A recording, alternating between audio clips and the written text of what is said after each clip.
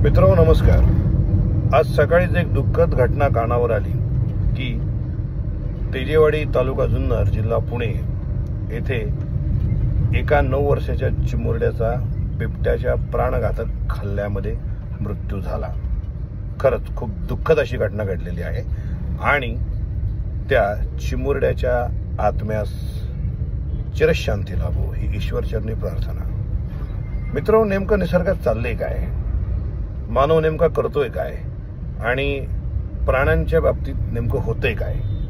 कारण बिबट्याने मानवावर हल्ला करणे ही काही तालुक्यातील पहिली घटना नाही। याच्या आधी देखील भरपूर अशा घटना झालेल्या आहेत, माणसांवर हल्ले झालेले आहेत आणि ते साधे सुधे नाही तर प्राणघातक असे हल्ले झालेले आहेत। तर याला नेमका जबाबदार कोण?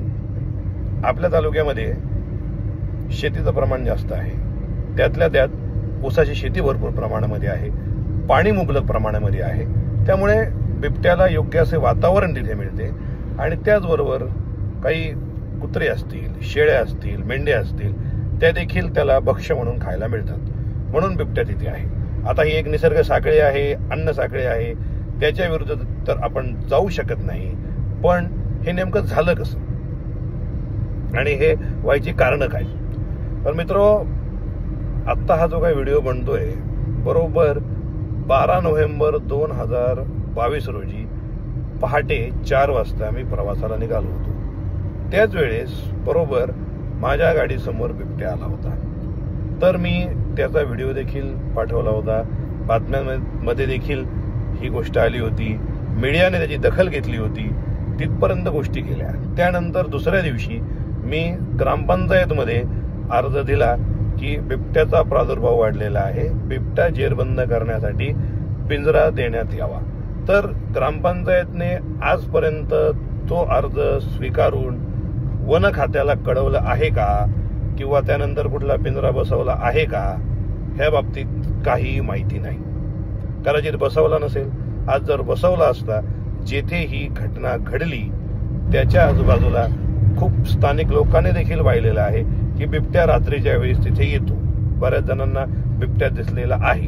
जर ही गोष्ट प्रशासनाला कळवलेली होती तर प्रशासनाने आतापर्यंत तेथे पिंजरा का लावला नाही? जर पिंजरा लावला असता तर कदाचित आज सकाळी जी दुर्घटना झालेली आहे ती दुर्घटना होण्यापासून टळली असती आणि त्या लहान मुलाचा जीव वाचला गेला असता। याला नेमके जबाबदार कोण? आणि जर त्याला प्रशासन जबाबदार असेल तर प्रशासनाने ठोस पावले उचलून इथून पुढे बिबट्यांचा प्रादुर्भाव कशा प्रकारे रोखता येईल याची काळजी घेणं गरजेचं आहे। नागरिकांना आपण जो पब्लिक अवेअरनेस, जनजागृती म्हणतो, ती करून देणं गरजेचं आहे। गावोगावी जाऊन वन खात्याने नागरिकांना जागृत केलं पाहिजे की आपण स्वतःला कसं वाचवायचं। वन विभाग असे कोणते प्रकार करताना दिसत नाहीये, तर वन विभागाने हे प्रकार करण्यात यावे। लोकशिक्षण, लोकांना प्राणी शिक्षण देण्यात यावं की नेमकं काय केलं पाहिजे अशा परिस्थितीमध्ये। ह्या घटना होत नाहीयेत आणि ह्या घटना टाळण्यासाठी काय काय करावं लागेल?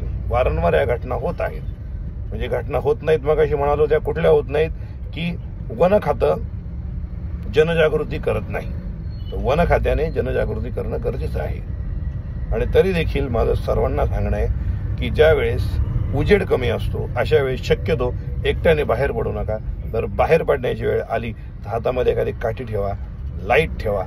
शेवटी नशिबापुढे कुणाचं काही चालत नाही, पण जे काही नियम आहेत की वन्य प्राण्यांना आपण धक्का लावायचा नाही, त्रास द्यायचा नाही, तर ह्या नियमाप्रमाणे वन खात्याचं देखील जबाबदारी आहे की त्यांनी नागरिकांच्या जीवाची पर्वा केली पाहिजे। आता प्राणी बचाव संघटना खूप आहेत, पेटा संघटना आहे, तिचा इथे उल्लेख करणं गरजेचं नाही आहे, पण पाळीव प्राण्यांकरता जेव्हा ते विचार करतात की माणूस त्यांना त्रास देतो, पण जेव्हा माणसांना प्राणी त्रास देतात त्यावेळेस माणसाने काय करायचं? याच्या देखील काही संघटना असतील किंवा याचा कोणी विचार करणारा असेल तर त्याचा विचार करावा आणि योग्य वेळी योग्य ती पावले उचलावीत। कारण शेवटी जीवन हे अनमोल आहे, ते प्राणी असोत की मनुष्य प्राणी असो किंवा माणसं असो, त्यामुळे आपण सतर्क राहणं गरजेचं आहे आणि प्रशासनाने अशा घटना पुन्हा पुन्हा घडणार नाहीत याची काळजी घेणं देखील गरजेचं आहे. असो, जे झालं ते फार वाईट झालेलं आहे. त्या लहान मुलाच्या आत्म्यास शांती मिळावी हीच ईश्वरचरणी प्रार्थना. ओम शांती, ओम शांती.